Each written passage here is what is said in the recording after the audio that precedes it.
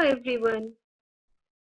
In the process of learning a subject, the most important and first step is to read the lesson, isn't it? In school, teacher makes us to read the lesson once before explaining. But at home, for the students who find it difficult to read the lesson and for the differently abled, we are introducing audio textbooks. These will help you to listen and read the lesson while going through the text. Our state government has provided us with PDF of the textbooks. So let us start reading the lessons. The sixth chapter in our English textbook is A Hero. Fortune favors the brave. Let us start reading the lesson. Father was sitting under the hall lamp and reading the newspaper. He looked over the newspaper and said, Swami, listen to this. News has been received about the bravery of a village lad who was returning home by the jungle path. While he was in the middle of the jungle, he came face to face with a tiger. The newspaper gave a detailed account of the boy's fight with the tiger. It also described how the boy flew up a tree where he stayed half a day. At last some people came that way and killed the tiger.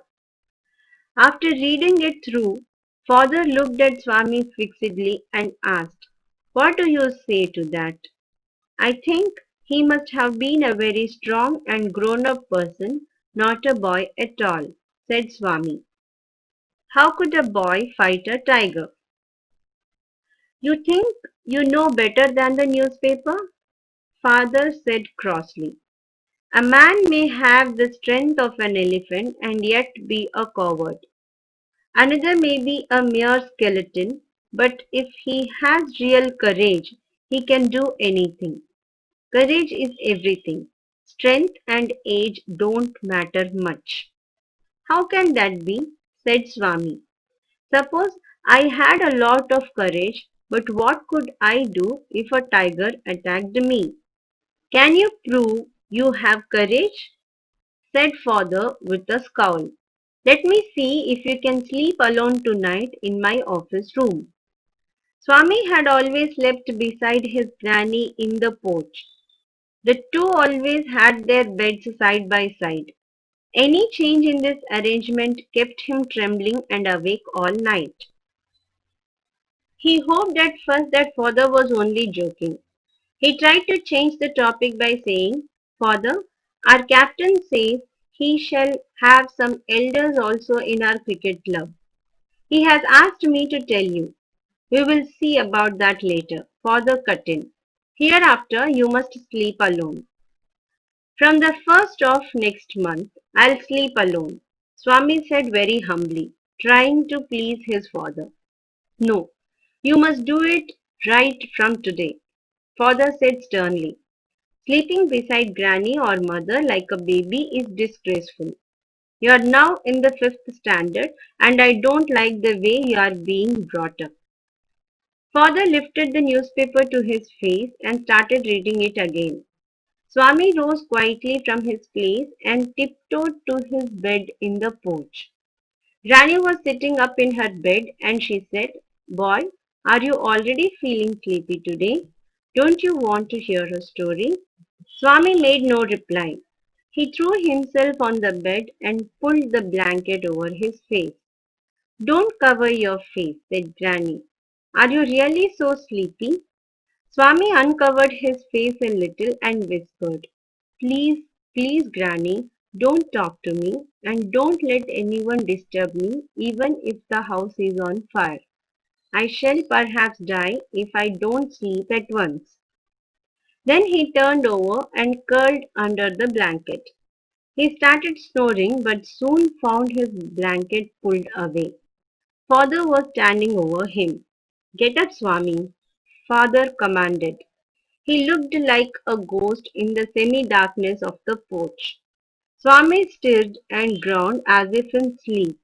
Get up, Swami, said father a second time. Why do you disturb him? Granny pleaded. Get up, Swami, said father for the third time, and Swami got up. Father rolled up his bed, took it under his arms, and said, "Come with me." Swami looked at Granny, hesitated for a moment, and then followed his father into the office room. "Let me sleep in the hall, father," Swami pleaded. "Your office room is very dusty, and there may be scorpions behind your law books." "There are no scorpions, boy. You can sleep on the bench if you like." "Can I have a lamp burning in the room?" "No. You must learn to be brave. You must not be afraid of darkness.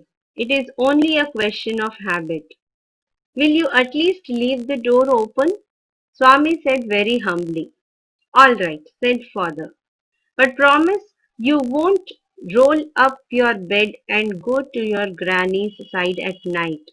If you do it, I'll tell your teacher and make you the laughing stock of the whole school." Swami was pained and angry. He did not like the cruelty his father was showing. He cursed the newspaper that had printed the tiger's story. He wished that the tiger had not spared the boy. The night advanced and the silence in the house deepened. Swami's heart began to beat faster. He remembered all the stories of devils and ghosts he had heard. He was almost faint with fear. Swami hurriedly got up and spread his bed under the bench and crouched there. It seemed to be a much safe place. He shut his eyes tight and encased himself in his blanket. Unknown to himself, Swami fell asleep. In his sleep, he had a terrible dream. A tiger was chasing him. Swami tried hard to escape, but his feet could not move. He tried to open his eyes, but his eyelids would not open. He groaned in despair. At last, using utmost effort, he opened his eyes. He put his hand out to feel his granny's presence, as was his habit.